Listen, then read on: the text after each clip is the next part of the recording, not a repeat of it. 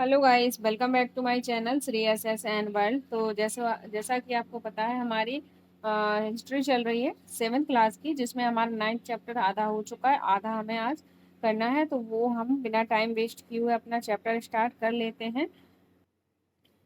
तो हमने ये सारी चीज़ें आगे पढ़ ली थी, कौन सी चीज़ें कहाँ पे क्या चल रही थी, ये सारी चीज़ें आपको पता होंगी। कौन सी कांगड़ा लघु चित्र कौन से थे, कांगड़ा शैली कैसे बनी, बसोली शैली क्या थी, तो ये सारी चीज़ें हम कवर कर चुके थे। ठीक है। और हमारे नृत्य कौन कौन से होते हैं, शास्त्रीय नृत्य, कथक को कैसे, कथक का मतलब क्या था, कथा था। तो इस तरह की चीज़ें हम सारी पढ़ चुके थे। ठीक है। तो आपको पता है कि इस क्लास में क्या क्या चीजें मिलती हैं आपको। तो आपको मिलती हैं कि यहाँ से क्वेश्चन कैसे बनते हैं। तो बेसिकली क्वेश्चन यहाँ से 3 टाइप के बनते हैं। एक तो आपका फैक्चुअल क्वेश्चन होता है, जो कि सीधा डाटा के ऊपर पूछा जाता है, जो आप लोग आसानी से क्लियर कर लेते हो। फिर एक क्वेश्चन बन जाता है आपका मैचिंग का, वो थोड़ा टफ होता है। अगर आपको सही जानकारी है तो आप मैचिंग का भी कर लेते हो। बट आप क्या होता है, स्टेटमेंट और असेसन एंड रीजनिंग वाले क्वेश्चन में आपको प्रॉब्लम्स आती है। तो उस तरह को क्वेश्चन को कैसे डील करेंगे, ये हम इस चैप्टर में जानेंगे। ठीक है। तो बंगाल नजदीक से एक नजर यानी कि आज अब हम क्या किसके बारे में पढ़ने वाले हैं।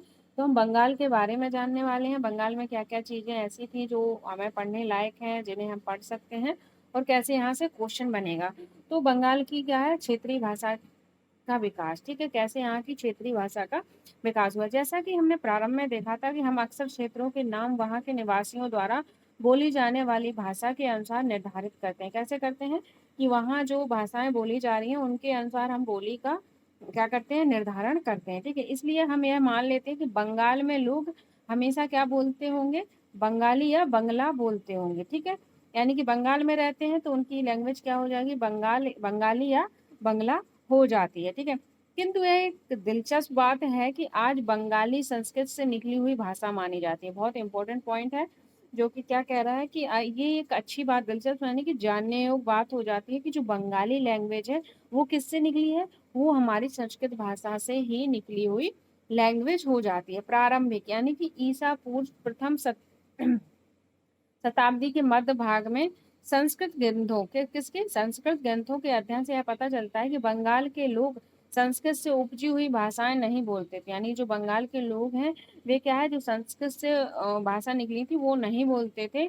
तो फिर भाषा क्या हुआ, तो फिर नई भाषा का उद्भव कैसे हुआ। यानी कि कुछ ग्रंथ हैं, उनसे हमें पता चलता है कि जो बंगाल के लोग थे वो संस्कृत के से जो भाषा उपजी थी, निकली थी, उस उन भाषाओं को वो नहीं बोलते थे। फिर ये भाषा कैसे आई, यानी कि फिर ये बांग्ला भाषा कैसे आई, किस तरह से आई, तो इस बारे में जानेंगे।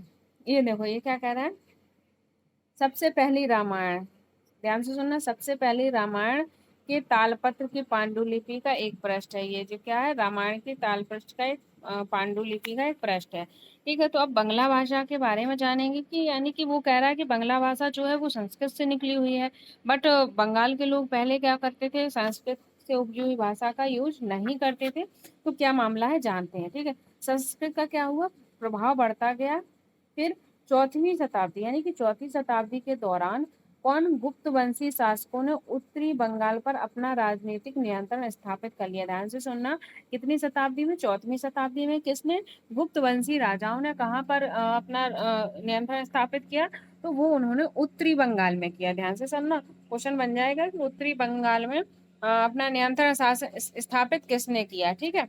तो ये सारी चीजें, तो कौन हो जाता है, वो आपका गुप्त वंशी लोग हो जाते हैं। फिर क्या कह रहा है कि इस प्रकार गंगा की मध्य घाटी की नियंत्रण स्थापित कर लिया और वहां ब्राह्मणों को बसाना शुरू कर दिया। तो गुप्त वंशों ने किसको बसाया उत्तरी बंगाल में, तो ब्राह्मणों को बसाया, यानी कि ब्राह्मणों को वहां रहने की अनुमति दी। ठीक है। इस प्रकार गंगा की मध्य घाटी में भाषाई तथा संस्कृत प्रभाव अधिक प्रबल हो गया। यानी कि जो गंगा की मध्य घाटी थी वहां पर किसका प्रभाव अधिक हो गया, तो वहां पर प्रभाव किसका अधिक हुआ, तो वहां पर आपका भाषाई संस्कृत का प्रभाव क्या हुआ, प्रबल हो गया। ठीक है। इस चीज का आप ध्यान रखेंगे। आगे है 7वीं शताब्दी में चीनी यात्री हुन सांग ने यह पाया कि बंगाल में सर्वत्र संस्कृत से संबंधित भाषाओं का प्रयोग हो रहा है। तो किसने पाया, जो चीनी यात्री था, कौन सा, हुन सांग कब पाया था, तो 17वीं शताब्दी में चीनी यात्री हुन सांग ने पाया कि जो बंगाल है सर्वत्र, यानी कि पूरे बंगाल में किस तरह की भाषा बोली जा रही है, तो संस्कृत भाषा बोली जा रही है। ठीक है, आगे बढ़ते हैं। आगे कह रहा है, देखना इससे मैं असर्शन एंड रीजनिंग का क्वेश्चन बना के आपको कम्युनिटी पे पोस्ट करूंगी, देखते हैं कितने बच्चे इसका आंसर दे पा रहे हैं। अगर आपका चैप्टर क्लियर होगा तो आप आंसर आसानी से दे सकते हो, अगर चैप्टर क्लियर नहीं होगा तो आप आंसर नहीं दे पाओगे। ठीक है, तो ध्यान से पढ़ते चलिएगा। 8वीं शताब्दी से पाल शासकों के अंतर्गत, कितनी शताब्दी से, तो 8वीं शताब्दी से पाल शासकों के अंतर्गत एक क्षेत्रीय राज का उद्भव हुआ। किसका उद्भव हुआ? एक क्षेत्रीय राज का उद्भव हुआ, जिसके बारे में हमने चैप्टर 2 में पढ़ा था, आपको याद होगा। 14वीं से 16वीं शताब्दी की बात करेंगे। इसके बीच में बंगाल पर सुल्तानों का शासन रहा। ठीक है, तो क्वेश्चन बन सकता है कि बंगाल पर सुल्तानों का शासन कब रहा, तो वो 14वीं से 16वीं शताब्दी तक रहा, जो दिल्ली में स्थित शासकों से स्वतंत्र थे। यानी कि ये जो बंगाल के शासक थे, बंगाल में उन शासकों का शासन कब था, तो वो 14 से 16वीं शताब्दी में था। और ये शासक जो थे वो दिल्ली के जो शासक थे उनसे क्या थे, स्वतंत्र थे। हमने कहाँ पढ़ा था, अध्याय 3 में पढ़ा था। आगे बढ़ते हैं। 1586 में जब अकबर ने इस प्रदेश बंगाल को जीत लिया तो उसे सूबा माना जाने लगा। ठीक है, तो क्वेश्चन बन जाएगा कि अकबर ने बंगाल को कब जीता, तो अकबर ने बंगाल को जीता 1586 में, और इसे जीतने के बाद उसने क्या बनाया, उसको सूबा बनाया। ठीक है, उस समय प्रशासन की भाषा तो फारसी थी, लेकिन बंगाली एक क्षेत्रीय भाषा के रूप में विकसित हो रही थी। तो ध्यान से सुनना, क्वेश्चन बन जाएगा कि जब अकबर द्वारा बंगाल को जीता गया तो बंगाल की क्षेत्रीय भाषा कौन सी थी, तो क्षेत्रीय भाषा आपकी बंगाली हो जाती है। अगर क्वेश्चन बनता है कि जब अकबर द्वारा 1586 में बंगाल को जीता गया तो वहां की प्रशासनिक भाषा कौन सी थी, तो वो आपकी फारसी हो जाती है। बहुत इंपॉर्टेंट पॉइंट हो जाता है, इस चीज को ध्यान में रखेंगे। आगे बढ़ते हैं। आगे कह रहा है कि वस्तुतः 15वीं शताब्दी तक आते आते उपभाषाओं तथा बोलियों का बंगाली समूह एक सामान्य साहित्यिक भाषा द्वारा एकबद्ध हो गया। कब की बात कर रहा है, तो जब 15वीं शताब्दी आई, जैसे जैसे 15वीं शताब्दी तक हम लोग आए तो वहां क्या हुआ, उपभाषाओं और बोलियों का क्या हुआ, एक बंगाली समूह बना, और साहित्यिक भाषा के रूप में क्या हो गया, वो एकबद्ध हो गया। यानी कि 15वीं शताब्दी तक जो बंगाली भाषा थी उनकी उपभाषाएं और बोलियां का एक समूह बनता गया, और ये क्या हुई, एकबद्ध होकर इनका निर्माण हुआ। आगे बढ़ते हैं। यह साहित्य भाषा उस क्षेत्र के पश्चिमी भाग की बोलचाल की भाषा थी। जो ये साहित्यिक भाषा थी बंगाली की, जो एक साहित्यिक भाषा एकबद्ध रूप दिया गया था, तो ये साहित्यिक भाषा किस क्षेत्र की थी, तो ये आपकी हो जाती है पश्चिम भाग की कैसी बोलचाल की भाषा, यानी कि आम बोलचाल जो होता है वो हो जाती है लैंग्वेज। ठीक है, आगे बढ़ते हैं। जिसे आप पश्चिम बंगाल कहा जाता है, जिसे हम आप पश्चिम बंगाल कह रहे हैं, यद्यपि बंगाली उद्भव संस्कृति से ही हुआ है। यानी कि जिसको हम क्या कह रहे हैं, पश्चिम बंगाल कहा जाता है, जिसे क्या कहा जाता है, पश्चिम बंगाल कहा जाता है। यद्यपि बंगाली का उद्भव कहाँ हुआ है, संस्कृत से ही हुआ है। तो इस चीज का आप ध्यान रखेंगे कि बंगाली भाषा का उद्भव कैसे हुआ है, संस्कृत से हुआ है, पर यह अपने क्रम विकास की अनेक अवस्थाओं से गुजरी है। पर ये क्या है, अपनी क्रमिक विकास हुआ है। किसी चीज का क्या होता है, रेडिकल चेंज नहीं होता है, वो धीरे धीरे परिवर्तन होता है, क्रमिक रूप से होता है। इसी तरह से इस भाषा का भी चेंजेस क्रमिक विकास में हुआ है। ठीक है, इसके अलावा गैर संस्कृत शब्दों का एक विशाल शब्द भंडार, जो जनजातीय भाषाओं, फारसी और यूरोपीय भाषाओं सहित अनेक स्रोतों से इसे प्राप्त हुआ है। तो बंगाल में क्या हो रहा था, संस्कृत के द्वारा जो शब्द यूज किए जा रहे थे उनसे क्या बनी, बंगाली भाषा बनी। और इनके अलावा जो गैर संस्कृत शब्द थे, गैर संस्कृत शब्द भी आए, वो उनमें से कौन कौन से हो जाते थे, जो जनजातीय भाषाएं थी, कौन सी थी, जनजातीय भाषाएं कौन सी थी आपकी, फारसी यूरोपीय भाषाओं सहित अनेक स्रोतों से क्या हुए हैं, हमें ये शब्द भंडार प्राप्त हुए हैं। आधुनिक बंगाली एक का क्या हो जाते हैं, हिस्सा बन जाते हैं। कौन से लोग, लोग नहीं, कौन सी चीजें, तो जो जो संस्कृत के द्वारा बंगाली भाषा बनी वो शब्द अलग हो जाते हैं, बट कुछ शब्द ऐसे थे जो गैर संस्कृत शब्द के क्या हुए, एक विशाल भंडार बना। उनकी जो स्रोत है वो कहाँ से मिलते हैं हमें, तो जनजातीय भाषाओं से मिलते हैं, फारसी और यूरोपीय भाषाओं से हमें इनके स्रोत मिलते हैं। ठीक है, आगे बढ़ेंगे। यहाँ से क्वेश्चन ज्यादा देखा नहीं गया है, फिर भी आप लोग पढ़ लीजिए। ठीक है, आगे बढ़ते हैं। बंगाल इंपॉर्टेंट क्या हो जाता है कि बंगाली भाषा का उद्भव किससे हुआ है? संस्कृत लैंग्वेज से हुआ है। बंगाली के प्रारंभिक साहित्य को दो श्रेणी में बांटा गया। ध्यान से सुनना, जो बंगाल का प्रारंभिक साहित्य था उसे कितने श्रेणी में बांटा गया है? दो श्रेणी में बांटा गया है। नंबर एक क्या हो जाता है? नंबर एक श्रेणी संस्कृत की ऋणी है। जो नंबर एक श्रेणी है वो किसकी है? संस्कृत की ऋणी, मतलब वो संस्कृत से ली गई होगी, ठीक है। नंबर दो क्या हो जाता है? उससे स्वतंत्र है। दूसरी क्या है? स्वतंत्र। पहली क्या है? जो बंगाली प्रारंभिक साहित्य थे, साहित्य दो प्रकार के थे, यानी कि दो श्रेणियों में बटे हुए थे। एक श्रेणी जिसमें संस्कृत द्वारा लिए गए शब्दों का यूज हुआ होगा तो वो क्या हो गई होगी? संस्कृत की ऋणी हो गई होगी। दूसरी क्या है? जिसमें संस्कृत शब्दों का यूज नहीं होगा हुआ होगा, वो क्या होगी? संस्कृत से स्वतंत्र होगी, यानी कि उससे स्वतंत्र होगी। आगे बढ़ते हैं। पहली श्रेणी में संस्कृत महाकाव्य के अनुवाद, मंगल काव्य और भक्ति साहित्य जैसे कहाँ गया, एक मिनट। मंगल काव्य और भक्ति साहित्य जैसे गौड़ीय वैष्णव आंदोलन ने नेता श्री चैतन्य देव की जीवनी आदि शामिल है। ध्यान से सुनना, जो पहला श्रेणी है, हमने दो श्रेणी बताई हैं। तो पहली श्रेणी क्या है? संस्कृत की ऋणी, और दूसरी स्वतंत्र है। यानी कि ऋणी मतलब उसमें संस्कृत की चीजें ली गई होंगी, ठीक है। उधार जिससे लेते हैं उसी का तो ऋणी होता है इंसान, ठीक है। तो क्या कह रहा है कि पहली श्रेणी में संस्कृत के महाकाव्य किसकी? मंगल काव्य। मंगल काव्य का शाब्दिक अर्थ क्या होता है? शुभ, यानी कि मांगलिक काव्य जो स्थानीय देवी देवताओं से संबंधित होता है। तो मंगल काव्य का अर्थ क्या होता है? शुभ। और भक्ति साहित्य जैसे गौड़ी वैष्णव, कौन? गौड़ी वैष्णव आंदोलन के नेता श्री चैतन्य देव की जीवनी आदि इसमें शामिल है। किसमें? प्रथम श्रेणी के अंतर्गत। तो इस चीज का आप ध्यान रखेंगे। और चैतन्य देव की जीवनी, इनके बारे में हमने किसमें पढ़ा था? अध्याय 8 यानी कि चैप्टर 8 में हम इन चीजों के बारे में पढ़ चुके हैं। आगे बढ़ते हैं। दूसरी श्रेणी में नाथ साहित्य शामिल है। कौन सा साहित्य शामिल है? तो दूसरी श्रेणी में आपका नाथ साहित्य शामिल हो जाता है, जिसमें क्या है? जैसे मैनावती, गोपीचंद के गीत, धर्म ठाकुर की पूजा से संबंधित कहानियां, परी कथाएं, लोक कथाएं और गीत कथाएं, ये किसमें शामिल है? ये आपकी दूसरी श्रेणी में शामिल हो जाती है। तो ये पैराग्राफ आपका इंपॉर्टेंट हो जाता है। कौन सा?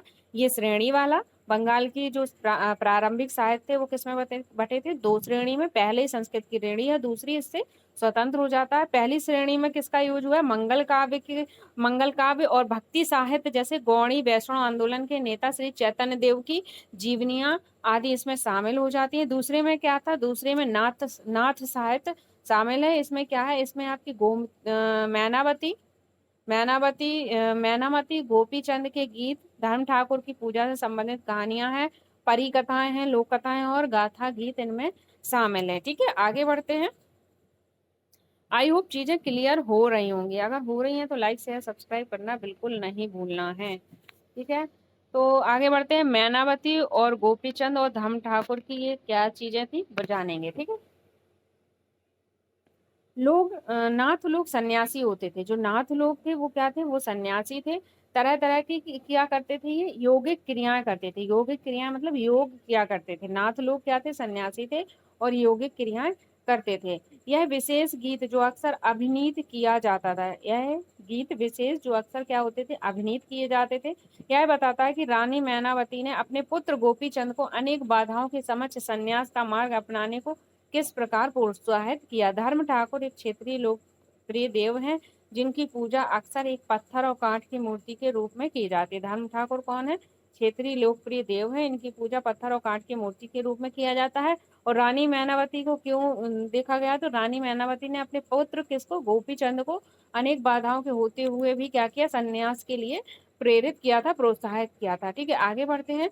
पहली श्रेणी के ग्रंथों का काल निर्णय करना अपेक्षाकृत सरल है, यानी कि जो पहली श्रेणी के ग्रंथ हैं उनका काल तो हम क्या कहते हैं? अपेक्षाकृत काल निर्णय सरल हो जाता है, क्योंकि अनेक क्या मिली हैं? उसकी हमें पांडुलिपियां मिली हैं, जिनमें यह इंगित किया गया है कि उनकी रचना कब हुई थी? 15वीं शताब्दी के उत्तरार्ध और 18वीं शताब्दी के मध्य के बीच हुई है। तो पहली श्रेणी का काल निर्णय हम कर सकते हैं। कैसे कर सकते हैं? क्योंकि उनकी हमें पांडुलिपियां मिली हैं, जिनमें हमें पता चलता है कि 15वीं शताब्दी के उत्तरार्ध से 18वीं शताब्दी के बाद मध्य भाग के बीच इनका क्या किया गया है? रचना की गई है। फिर बात करते हैं दूसरी श्रेणी की। तो दूसरी श्रेणी की जो कृतियां थी वो कैसी थी? वो आपकी मौखिक रूप से कही सुनी जाती थी। बहुत ही इंपॉर्टेंट पॉइंट आपका फिर से हो जाता है कि जो बंगाल साहित्य की दूसरी श्रेणी थी वो कैसी थी, तो मौखिक रूप से कही सुनी जाती थी। इसलिए इसलिए क्या है, उनका काल निर्णय सही सही नहीं किया जा सकता। वे खास तौर पर कहाँ पर लोकप्रिय थी, तो वो आपकी पूर्वी बंगाल में लोकप्रिय थी, जहाँ ब्राह्मणों का अपेक्षाकृत क्या था, ब्राह्मणों का अपेक्षाकृत प्रभाव कम था। अब इसमें अससन रीजनिंग का क्वेश्चन कैसे बन जाएगा, तो मैं बताऊं। इसमें बनेगा कि पहली श्रेणी के ग्रंथों का काल पता करना आसान हो जाता है। फिर दूसरा स्टेटमेंट, पहला स्टेटमेंट देगा कि पहली श्रेणी के ग्रंथों का काल पता करना या समय पता करना आसान है, या फिर समय पता चल जाता है। दूसरा स्टेटमेंट देगा कि पहली श्रेणी की कई पांडुलिपियां पाई गई हैं, जिसमें हमें क्या है, 15वीं और 17वीं सॉरी 15वीं शताब्दी के और 18वीं शताब्दी के मध्य की हमें पांडुलिपियां पाई गई हैं। एक मिनट, मैं फिर से दोहराती हूँ। अचानक से क्वेश्चन नहीं बनता है स्टेटमेंट रीजनिंग का, तो सुनिए। पहला नंबर क्या होगा, फर्स्ट स्टेटमेंट देगा कि पहली शताब्दी के काल समय का हमें ग्रंथों का समय का पता चल जाता है। ठीक है, पहली श्रेणी के ग्रंथों का समय हमें पता चल जाता है या पता चलता है। नंबर दो, दूसरा स्टेटमेंट देगा कि पहली श्रेणी के 15वीं शताब्दी के उत्तरार्ध और 18वीं शताब्दी के मध्य लिखी गई पांडुलिपियां हमें मिली हैं। तो क्वेश्चन बन जाएगा कि ए और बी दोनों सही है, पर बी ए का कारण नहीं है। फिर बन जाएगा बी ए का कारण नहीं है, बी ए का कारण है, और बी ए का कारण नहीं है। तो क्या बनेगा कि जो पांडुलिपियां हैं उसमें क्या है, समय पता चलता है। क्यों पता चलता है, क्योंकि उनकी जो पांडुलिपियां पाई गई हैं उसमें लिखा है कि 15वीं से शताब्दी तक। तो ए और बी दोनों सत्य हैं और बी ए की व्याख्या करता है। तो इस तरह से आपके अससन रीजनिंग के क्वेश्चन बनते हैं, जो मैं आपको आज कम्युनिटी पर पोस्ट करूंगी। आंसर देना होगा आपको, ठीक है। अब बात करते हैं पीर और मंदिर। 16वीं शताब्दी में क्या बात है, 16वीं शताब्दी के लोगों ने बड़ी संख्या में पश्चिम बंगाल के कम उपजाऊ क्षेत्र को छोड़कर दक्षिण पूर्वी बंगाल के जंगली तथा दलदली इलाकों में प्रवास करना शुरू कर दिया था। तो 16वीं शताब्दी के लोग जो पश्चिम बंगाल में थे, वहां पे उपजाऊ क्षेत्रों को छोड़कर कहाँ बस गए थे, कम उपजाऊ, यानी कि वहां पे जमीन अच्छी नहीं थी, तो दक्षिण पूर्वी बंगाल के जंगली और दलदली में बस गए। ज्यों ज्यों वे पूर्व की ओर बढ़ रहे थे, वे जंगलों को साफ करके भूमि में क्या कर रहे थे, भूमि में धान की खेती करने लगे। समय समय स्थानीय मछुआ और स्थानांतरित खेती करने वाले लोग, जो अक्सर जनजाति थे, किसानों के नए समुदाय में मिल गए। किसमें मिल गए, किसानों के नए समुदाय में मिल गए। तो पीर क्या होता है, सबसे पहले पीर के बारे में जानेंगे। पीर फारसी भाषा का शब्द है। क्या है, पीर फारसी भाषा का शब्द है, जिसका अर्थ होता है आध्यात्मिक मार्गदर्शन। इस चीज का आप ध्यान रखेंगे, ठीक है। तो पीर और मंदिर पढ़ रहे हैं ना, तो पीर फारसी शब्द है जिसका अर्थ होता है आध्यात्मिक और मार्गदर्शन, ठीक है। इन्हीं दिनों क्या कह रहा है, इन्हीं दिनों बंगाल पर मुगलों का नियंत्रण स्थापित हो गया, जिन्होंने पूर्वी डेल्टा प्रदेश के केंद्रीय भाग में स्थित ढाका नगर में अपनी राजधानी स्थापित की। ठीक है, तो मुगलों ने अपनी राजधानी किसे बनाया था, तो ढाका नगर को अपनी राजधानी बनाया था। ढाका कहाँ थी, तो पूर्वी डेल्टा प्रदेश में स्थित थी। अधिकारी और कर्मचारी लोग भूमि प्राप्त करके अक्सर उस पर क्या करते थे, मस्जिद बना लेते थे, जो इन इलाकों के धार्मिक रूपांतरण के केंद्रों के काम में आती थी। जो भी अधिकारी कर्मचारी थे, वो भूमि को प्राप्त करके क्या करते थे, मस्जिद बनाते थे, और वो मस्जिद क्या होती थी, धार्मिक रूपांतरण का केंद्र बनती थी। आगे बढ़ेंगे। प्रारंभ में बाहर से आकर, कहाँ से, बाहर के से आकर बसने वाले लोग इन अस्थिर परिस्थितियों में रहने के लिए कुछ व्यवसाय तथा आश्वासन चाहते थे। ये सुख सुविधाएं तथा आश्वासन उन्हें समुदाय के नेताओं ने प्रदान की। ये नेता शिक्षकों और निर्णयों की भूमिका भी अदा करते थे। कभी कभी ऐसा समझा जाता था कि इन नेताओं के पास अलौकिक शक्तियां हैं। क्या है, इनके पास अलौकिक शक्तियां हैं। इसने और आदर से लोग इन्हें क्या कहने लगे थे, पीर कहा जाने लगा था। और पीर क्या है, आपका फारसी शब्द है, इसका मतलब होता है आध्यात्मिक दर्शन। ठीक है, आगे बढ़ते हैं। अगर चीजें देखो, जहां समझाने की चीजें होती है वहां मैं समझा देती हूँ, तो जहां समझाने का नहीं है तो सीधा हम अपना पढ़ लेते हैं कि हमें सब चीज की जानकारी होना जरूरी है। अब देखो ये क्या है, ये चित्र है, आप देख पा रहे होगे, ये पिक्चर बनी है, देख रहे हो। ठीक है, ये पिक्चर बनी है। तो ये किसकी पिक्चर है, तो ये गोपियों के साथ क्या है, गोपियों के साथ कृष्ण श्याम सुंदर मंदिर से पकी ईंट की एक पटिया है। क्या है? पटिया। पटिया जानते हो? लकड़ी का जो पटिया बनता है, तखत वगैरह बनते हैं, गेट बनते हैं, उसी तरह का एक पटिया है। कहाँ का है? तो गोपियों के साथ यहाँ कृष्ण की बनी हुई मूर्तियों के साथ एक पटिया है, जैसे आप देख पा रहे हैं। ठीक है, आगे बढ़ेंगे। यहाँ से क्वेश्चन बनता है, इंपॉर्टेंट पैराग्राफ है, जानेंगे किस तरह से क्वेश्चन बनेंगे। इन मंदिरों की शक्ल या आकृति बंगाल की छप्परदार झोपड़ी की तरह है। ठीक है, जो ये मंदिर है इनकी शक्ल और आकृति कैसी है? बंगाल की छप्परदार झोपड़ियों की तरह है। तो पहला क्वेश्चन, छप्परदार झोपड़ियां कहाँ पाई जाती हैं? बंगाल में। दो चाला। दो चाला क्या है? दो चाला क्या है? तो झोपड़ियों की तरह बनी है, वो क्या होती है? दो चाला होती है। दो चाला मतलब दो छतों वाली। दो चाला दो छतों वाली, चौचाला चार छतों वाली हो जाती हैं। ठीक है, तो छप्परदार झोपड़ियां कहाँ की हैं? बंगाल की। तो बंगाल में दो चाला, चौचाला, चौचाला छतें हो जाती हैं। दो चाला मतलब दो छतों वाली, चौचाला मतलब चार छतों वाली होती है। तो पांचवें अध्याय में वर्णित बंगाली गुब्बद को याद करें, जो हमने अभी पढ़ा था। ठीक है, आगे बढ़ते हैं। आगे क्या कह रहा है? आगे कह रहा है, इसी कारण मंदिर की स्थापत्य कला में विशिष्ट, एक मिनट, विशिष्ट बंगाली शैली का प्रादुर्भाव है। तो जो मंदिरों की स्थापत्य कला है उसमें किस शैली का प्रभाव दिखता है? तो हमारे बंगाली शैली का प्रभाव दिखता है। अपेक्षाकृत अधिक जटिल चौचाला यानी कि चार छतों वाली ढांचे में चार त्रिकोणीय छतें चार दीवारों पर रखी जाती है। जो चौचाला छत बनाई जाती है वो कैसे बनाई जाती है? तो चौचाला यानी कि चार छतों वाली छत ढांचे में चार त्रिकोणीय छतें फिर चार दीवारों पर रखी जाती हैं, जो ऊपर तिर्यक रेखा एक बिंदु तक जाती थी। तो इस तरह से हम चौचाला छत बनाते थे। मंदिर आमतौर पर वर्गाकार चबूतरे पर बनाए जाते थे। जो मंदिर थे वहां के वर्गाकार चबूतरे पर बनाए जाते थे। उनके भीतरी भाग में कोई सजावट नहीं होती थी, लेकिन अनेक मंदिरों की बाहरी दीवारें चित्रकारियों, सजावटी टाइलों तथा मिट्टी की पट्टियों से सजी होती थी। ठीक है, क्या होता था? यहाँ से भी क्वेश्चन बनता है, बस क्या बनता है? विशेषता के ऊपर बन जाता है कि यहाँ की क्या क्या मंदिरों की विशेषता थी, तो वही विशेषताएं आप पढ़ रहे हो। ठीक है, तो वहां पे क्या थी? मंदिरों की बाहरी मंदिर कहाँ पे बनते थे? चबूतरे पे बनते थे। हैं, उनकी भीतरी भाग में क्या होती थी? कोई सजावट नहीं होती थी, ध्यान रखेंगे। लेकिन अनेक मंदिरों में बाहरी दीवारों पर चित्रकारी, सजावटी और टाइल मिट्टी आदि की सजी होती थी। ठीक है, और कुछ मंदिरों में विशेष रूप से पश्चिम बंगाल में बांकुरा जिले में कौन सा मंदिर है?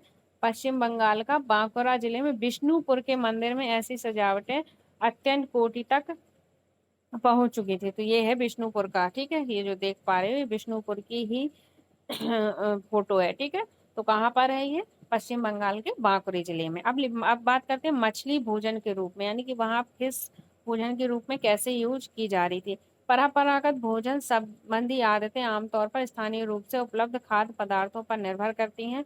बंगाल एक नदी मैदान है। बंगाल क्या है? बंगाल एक नदी मैदान है, जहाँ मछली और धान की उपज बहुतायत से होती है। तो बंगाल क्या है? नदी मैदान है, जहाँ पर क्या मछली और धान बहुत ज्यादा होता है। इसलिए स्वाभाविक है कि इन दोनों को क्या होता होगा? इन दोनों का, एक मिनट,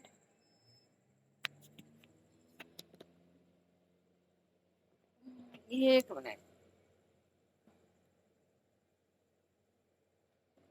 इन दोनों वस्तुओं को गरीब बंगालियों की भोजन सूची में भी प्रमुख स्थान प्राप्त है। यानी कि जो मछली है और जो चावल है, इनका कहाँ पर स्थान प्राप्त है? तो इन्हें गरीब बंगालियों के भोजन सूची में स्थान प्राप्त है। ठीक है, मछली पकड़ना वहाँ का प्रमुख धंधा रहा है। जो मछली पकड़ना था वो क्या था? प्रमुख धंधा कहाँ का? बंगाल का। और बंगाली साहित्य में मछली का स्थान स्थान पर उल्लेखित मिलता है। इससे ज्यादा और क्या होगा? ठीक है, और मंदिरों और बौद्ध विहारों की दीवारों पर जो मिट्टी की पट्टियां लगी हैं उनमें भी मछलियों को साफ करते हुए टोकरियों में भरकर बाजार ले जाते हुए दर्शाया गया है। ये देखो पिक्चर देख पा रहे हो, तो मछलियों को उन्होंने इस तरह से वहां दर्शाया गया है। ठीक है, आगे बढ़ते हैं।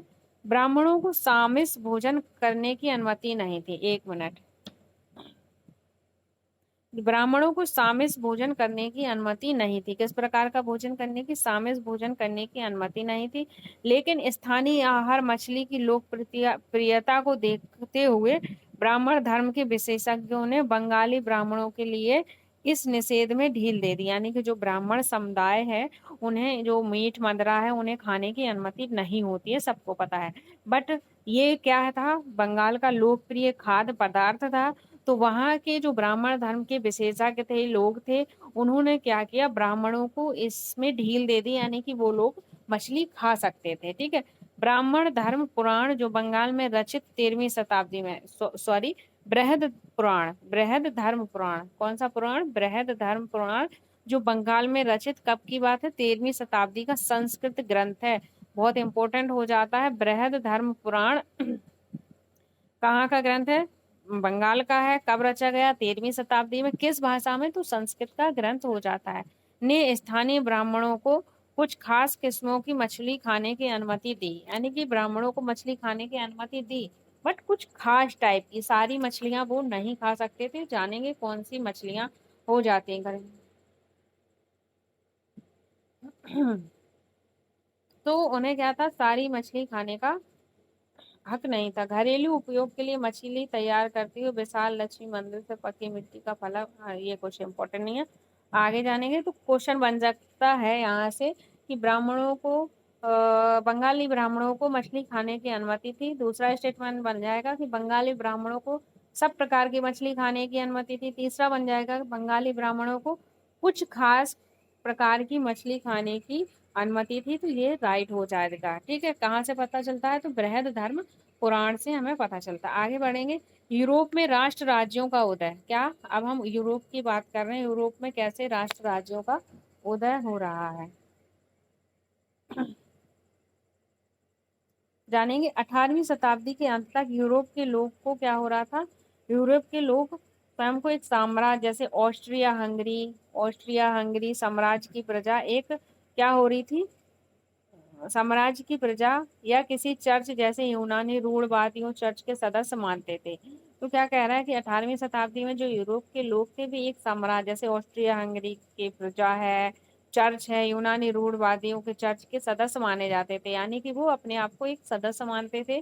कहाँ के, यूनानी रूढ़वादी चर्च के। परंतु 18वीं शताब्दी में, कब, परंतु 18वीं शताब्दी के अंतिम दशकों में लोग स्वयं को एक ऐसे समुदाय के सदस्य के रूप में भी पहचानने लगे जो एक भाषा, जैसे फ्रेंच या जर्मन बोलते थे।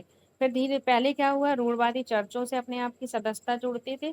फिर उनने क्या किया, 18वीं शताब्दी के अंतिम दशकों तक उन्होंने क्या किया, एक भाषा, क्या, फ्रेंच और जर्मन बोलने वालों के साथ अपनी पहचान बनाई, यानी कि भाषा के आधार पर अपनी पहचान बनाना उन्होंने शुरू किया। कब, 18वीं शताब्दी के अंतिम दशकों में। ठीक है।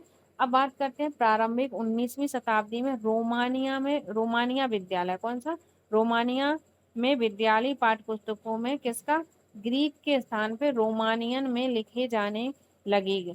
ठीक है, ध्यान से सुनना।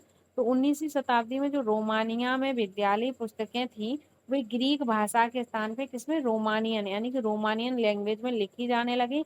और हंगरी में लैटिन के स्थान पर हंगेरियन को राजभाषा के रूप में अपनाया गया। तो ये इम्पोर्टेंट हो जाता है कि 19वीं शताब्दी में ग्रीक में किस भाषा को स्थान, ग्रीक के स्थान पर कौन सी भाषा को मान्यता मिली, तो वो रोमानियन हो जाती है। और हंगरी में लैटिन भाषा के स्थान पर कौन सी आई, हंगेरियन भाषा आ जाती है। ठीक है। यह और इसी प्रकार की अन्य प्रक्रियाओं ने लोगों को यह बोध कराया कि प्रत्येक भाषी समुदाय एक अलग राष्ट्र था। जो प्रत्येक भाषी समुदाय होता है वो अलग राष्ट्र होता है। 19वीं शताब्दी के अंत में इटली और जर्मनी के एकीकरण के लिए हुए आंदोलनों ने इस भावना को अधिक बल दिया, यानी कि 19वीं शताब्दी में जो अंतिम दशकों में क्या हो रहे थे, इटली और जर्मनी के एकीकरण में जो युद्ध हो रहे थे, तो उनमें भी इन भाषाओं ने अधिक रोल अदा किया, यानी कि भाषाओं की वजह से ही युद्ध हो रहे होंगे। ठीक है, आगे बढ़ते हैं। तो हमने क्या क्या चीजें पढ़ी, तो हमने पढ़ा शास्त्रीय क्या होता है, शास्त्रीय लोक नृत्य पढ़े हमने, फिर हमने लघु चित्र पढ़े, फिर हमने पीर क्या होता है और हमने बोली पढ़ी। ठीक है, इन चीजों को आप ध्यान में रखेंगे। और ये देख पा रहे हो, ये मैचिंग दिख रही है, कौन सी कहाँ की संस्कृति है, अनंत बर्मन, जगन्नाथ महोदयपुरम, ये हमने सारा पढ़ा हुआ है। तो आप ये मैचिंग सॉल्व कर सकते हो। ठीक है, क्या पता यही मैचिंग सीधी सीधी उठा के दे दे। तो आई होप आपको क्लास पसंद आई होगी। अगर क्लास पसंद आई है तो लाइक शेयर सब्सक्राइब नहीं करना भूलना है। ठीक है, लाइक एंड शेयर सब्सक्राइब आपको करना है। And thank you guys, take care and bye bye.